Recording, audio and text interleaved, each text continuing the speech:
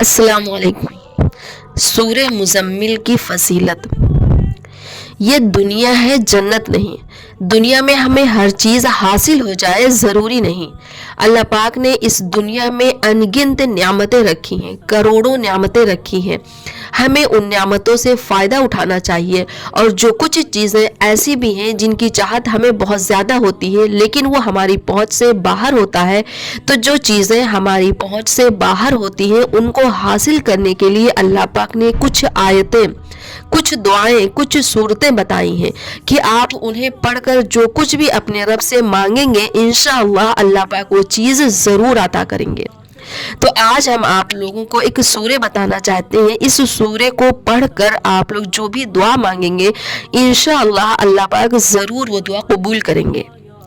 वो सूरे है सूरे मुज़म्मिल, जिसके बारे में हम बात कर रहे हैं। तो अगर कोई शख्स, कोई इंसान बहुत ज़्यादा परेशान है, कभी कभी ऐसी सिचुएशन हमारे सामने आन खड़ी होती है कि हमें लगता है कि हम इससे कभी उभर नहीं पाएंगे या फिर कोई बड़ी परेशानी में हम मुब्तला हो जाते हैं। और कभी कभी अल्लाह पाक इतनी बड़ी आजमाइश में डाल देते हैं कि नऊज़ बिल्लाह ज़ुबान से कुफ्रिया अल्फाज निकलने लगते हैं कि सिर्फ मेरे साथ ही ऐसा क्यों होता है। कभी रिज़्क़ की तंगी हम पर आन पड़ती है, या बहुत बार ऐसा होता है कि हम किसी चीज़ के लिए बहुत मेहनत कर रहे होते हैं, अल्लाह पाक से दुआएं भी कर रहे होते हैं, फिर भी हमारा वो काम बनता हुआ नजर नहीं आता है। इन सारी चीज़ों के लिए एक बहुत पावरफुल अमल है और वो अमल है सूरह मुज़म्मिल। अगर कोई शख्स किसी चीज़ को हासिल करने के लिए या कोई एग्ज़ाम पास करने के लिए या अपने ऊपर आने वाली मुसीबत से छुटकारा पाने के लिए दुआ कर रहा है, तो उसको चाहिए कि वो शख्स बावजू होकर किसी एक जगह पर बैठ जाए और सूरह मुज़म्मिल को 41 बार पढ़कर दुआ करे। याद रहे कि 41 बार सूरह मुज़म्मिल एक जगह पर एक बैठक में पढ़ना है, यानी कि एक बैठक में पढ़ना है, उठना नहीं है। और ये अमल 3 दिन तक करना है। और जिस मकसद के लिए अमल किया जा रहा है उस मकसद को जहन में रखते हुए दुआ करें। इंशाअल्लाह अल्लाह पाक आपकी दुआ को ज़रूर कबूल करेंगे और आपके हक में बेहतर फैसला करेंगे। खुदा न खास्ता अगर आपकी दुआ कबूल नहीं होती तो आप परेशान मत होइए।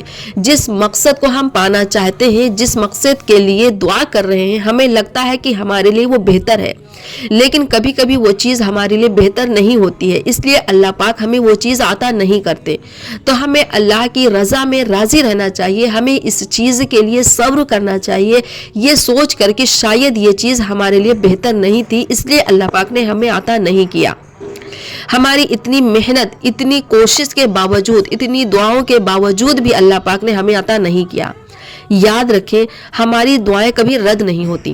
कभी कभी जो हम मांगते हैं हमें अल्लाह पाक वही चीज़ अता कर देते हैं, और कभी कभी अल्लाह पाक हमें उससे बेहतर चीज़ अता करते हैं। कभी कभी अल्लाह पाक हमें वो चीज़ अता कर देते हैं जिसके बारे में हमने कभी सोचा भी नहीं होगा। तो अगर हमारी कोई दुआ कबूल नहीं हो रही है तो हमें मायूस नहीं होना चाहिए, क्योंकि बहुत बार ऐसा होता है कि हम किसी चीज़ की शिद्दत से चाहत रखते हैं और अल्लाह पाक से बहुत दुआ कर रहे होते हैं, लेकिन फिर भी हमारी वो दुआ कबूल नहीं होती।